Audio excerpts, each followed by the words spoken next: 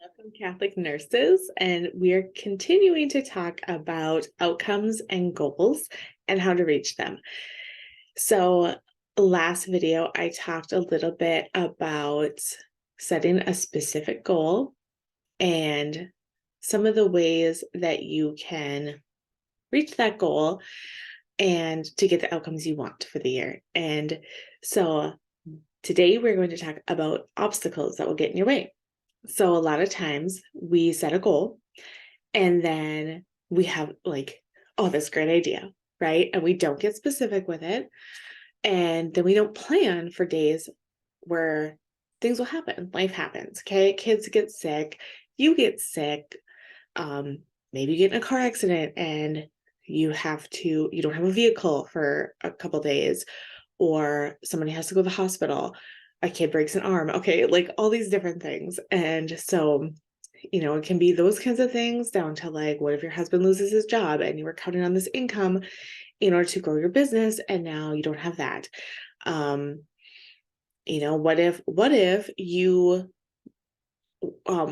have so many patients every week and you count on that to get your hours in, and now all of a sudden, like, there's not patients. It's a lull in the season. Like I know around here, maybe not if you live in like the city, but like around here, it's very rural. And so there's the high influx times a year, right, with pneumonia and flu. And then there's sometimes where there's kind of a lull. And so nurses don't have to work their full shift. They go home and they're on call in case it gets busy. And so if you're planning on that income and all of a sudden it's taken away, now what?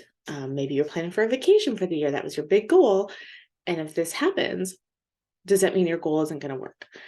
So what we're going to do is, after you have your outcome for the year that you want, okay, we're going to pick one thing.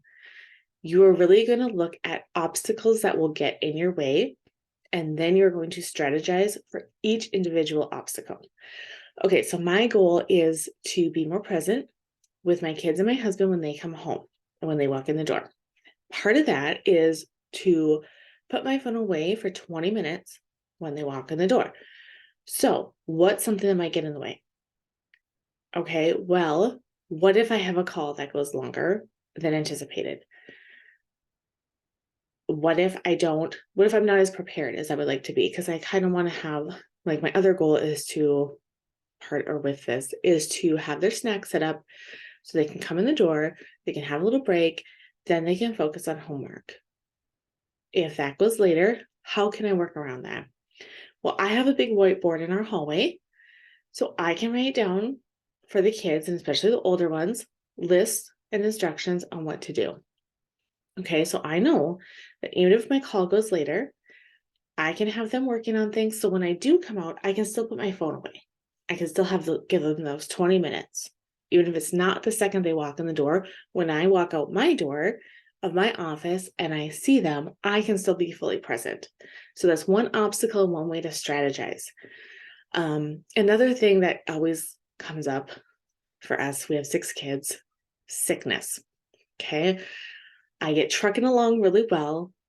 I'm on top of the laundry. My home is halfway organized and decent, and I'm knocking it out at work. And then we get sick.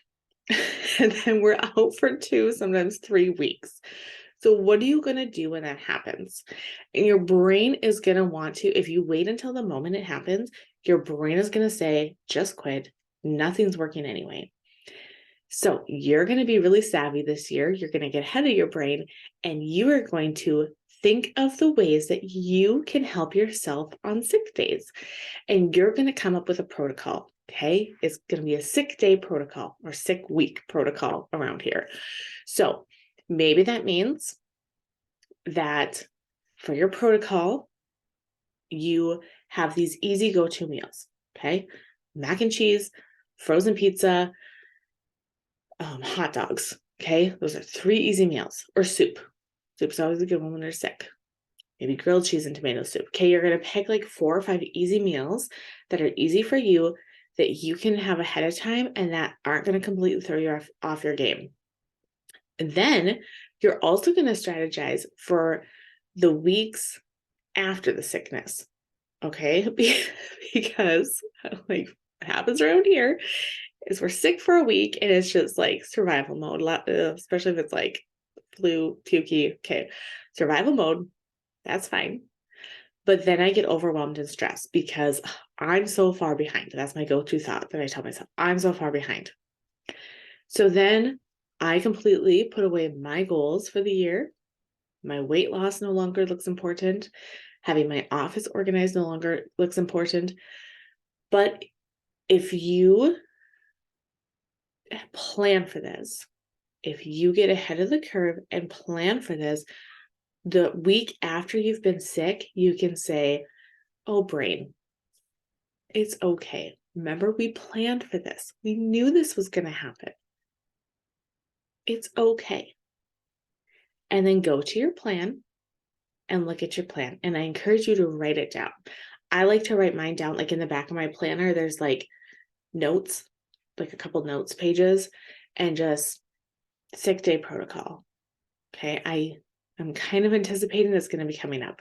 So what are ways that you can work ahead and be on top of the ball? Okay. And then realizing that there's always going to be things that come up that you didn't plan for during that time. But the more evidence you have for your brain to say, this isn't a big deal. We know how to handle the unknown. I got this. Okay. So whatever it may be, have your plan or have your outcome. Think of all the obstacles that are going to come up and then strategize ways to overcome those obstacles. It is a complete game changer. It's a way to make sure that you stay on track with your goals. Okay. And then after you get your obstacles taken care of, all the things you can think of, and try to think of everything. Okay. Think of in the past when you've come up with goals in the past and when you haven't met those goals, what are some things that came up that stopped it? Were you tired because you stayed up too late? And again, a lot of times it's like we have sick babies or sick kids, and then I'm up too late, and then I want to get up and exercise in the morning. Okay, what are ways that's fine? I know that I plan for that. This is how I'm going to get myself back on track. Same with eating food. Okay, I get sick, or we're busy, and I didn't plan for the busyness, so I didn't plan my food, and then it takes me longer than it should be, or longer than needed, to get back on track, longer than I would like it to, because I didn't plan for us to get busy. I forgot to plan for extra meals when my kids are in basketball, when it's basketball season. Okay, but you're going to try to think about all these things. Then you're going to write a letter to your past self. Okay, because we want to get all that mind drama cleared out to start our goal. You're going to write a letter to yourself and talk about ways that you're angry, how you're sad, how you wish things were different. And then you're going to say how you're sorry for the times that you didn't stand up for yourself and weren't there for yourself. And then you're going to tell yourself that you love yourself and write why. Write all the ways that you love yourself, all the ways that you see that you're trying. And even say, like, of course, I'm sad that, for example, with maybe want to lose weight this year. Just say, of course, I was overeating. There was a decade where I was pregnant and breastfeeding.